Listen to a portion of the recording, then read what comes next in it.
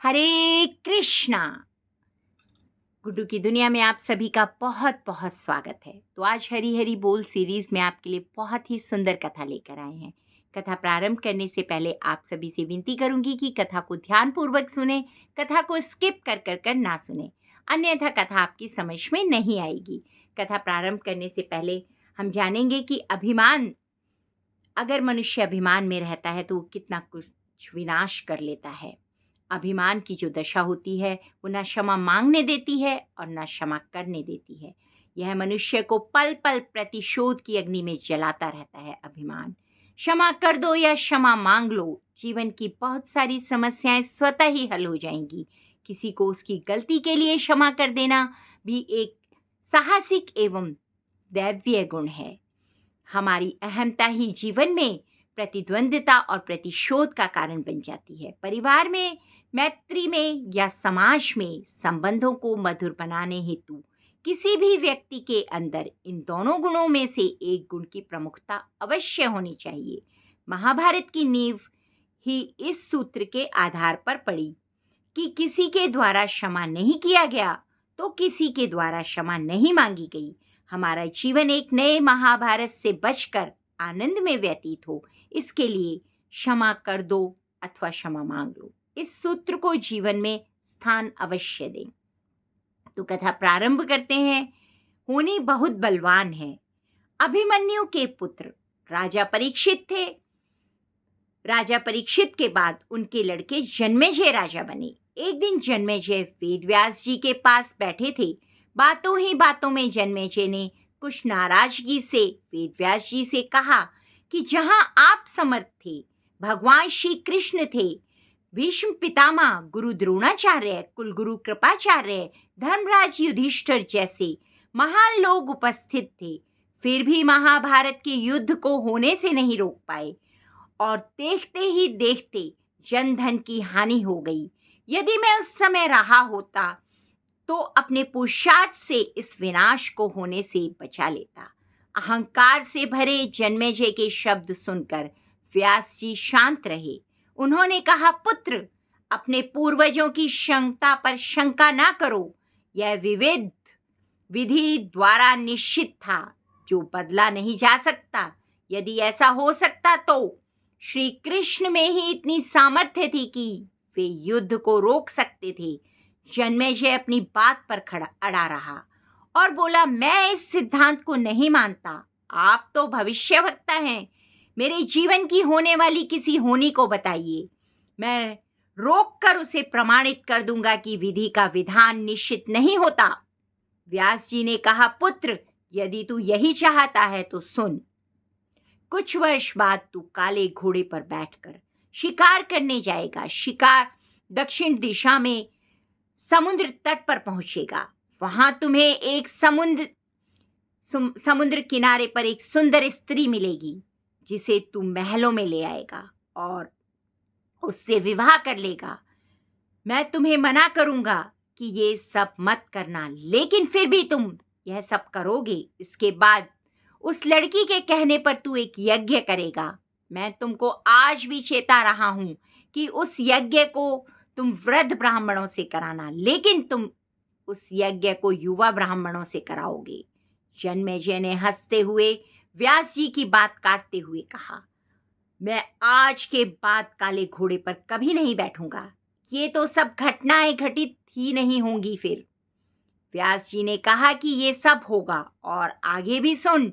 उस यज्ञ से ऐसी घटना घटित होगी कि तुम उस रानी के कहने पर उन युवा ब्राह्मणों को प्राण दंड दोगे, जिससे तुझे ब्रह्म हत्या का पाप लगेगा और तुझे कुष्ठ रोग होगा। वही तेरी मृत्यु का कारण बनेगा। इस घटनाक्रम को रोक कर, अगर रोक सकते हो तो रोक लो। वेद व्यास जी की बात सुनकर जन्मेजय ने एहतियातवश शिकार पर जाना ही छोड़ दिया। परंतु होनी का समय आया तो उसे शिकार पर जाने की बलवती इच्छा हुई। उसने सोचा कि काला घोड़ा नहीं लूंगा, पर उस दिन अस्तबल में काला घोड़ा ही मिला। तब उसने सोचा कि मैं दक्षिण दिशा में नहीं जाऊंगा, परंतु घोड़ा अनियंत्रित होकर दक्षिण दिशा की ओर हो गया और समुद्र तट पर पहुंचा। वहां उसे किनारे पर एक सुंदर स्त्री को देखा और उस पर मोहित हो गया।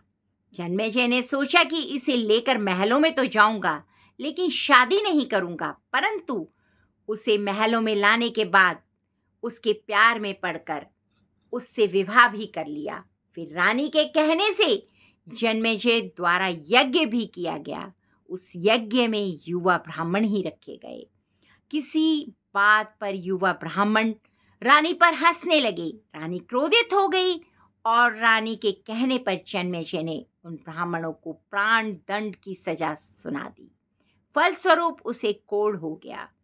अब जन्मेजय घबरा गया और तुरंत वेद व्यास जी के पास पहुंचा और उनसे जीवन बचाने की प्रार्थना करने लगा।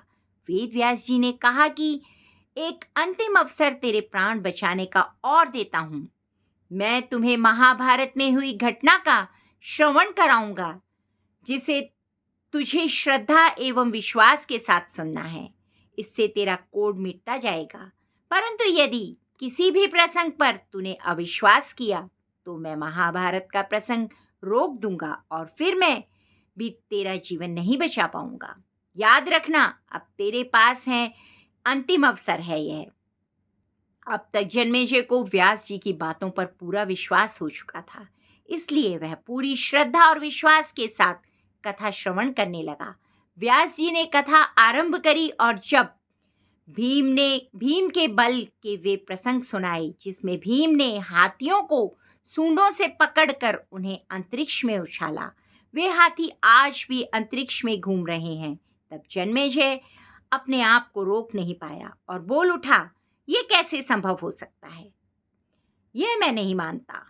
व्यास जी ने महाभारत का प्रसंग रोक दिया और कहा, पुत्र, मैंने तुझे कितना समझाया कि अविश्वास मत करना, परंतु अपने स्वभाव को नियंत्रित नहीं कर पाए, क्योंकि यह होनी द्वारा निश्चित था। फिर व्यास जी ने अपनी मंत्र शक्ति से आवाहन किया और वे हाथी पृथ्वी पर आकर्षण शक्ति से आकर नीचे गिरने लगे। तब व्यास जी ने कहा, यह मेरी बात का प्रमाण है। जितनी मात्रा में जन्मेजय ने श्रद्धा विश्वास से कथा सुनी थी, उतनी मात्रा में वह कुष्ठ रोग से मुक्त हुआ, परंतु एक बिंदु रह गया और यही उसकी मृत्यु का कारण बना। भक्तों, सार यही है, पहले बनती हैं तकदीरें, फिर बनते हैं शरीर। कर्म हमारे हाथ में है, लेकिन उसका फल हमारे हाथ में नहीं है। गीता के 11वें अध्याय के 33वें श्लोक में श्री कृष्ण अर्जुन से कहते हैं, उठ खड़ा हो और अपने कार्य द्वारा यश प्राप्त कर। यह सब तो मेरे द्वारा पहले ही मारे जा चुके हैं। तू तो केवल निमित्त बना है। होनी को टाला नहीं जा सकता, लेकिन नेक कर्म व ईश्वर नाम जप से होनी के प्रभाव को कम किया जा सकता है। अर्थात रोग आएंगे परंतु पीड़ा नहीं होगी।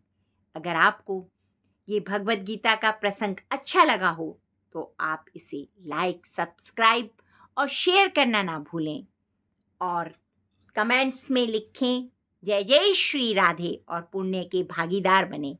धन्यवाद।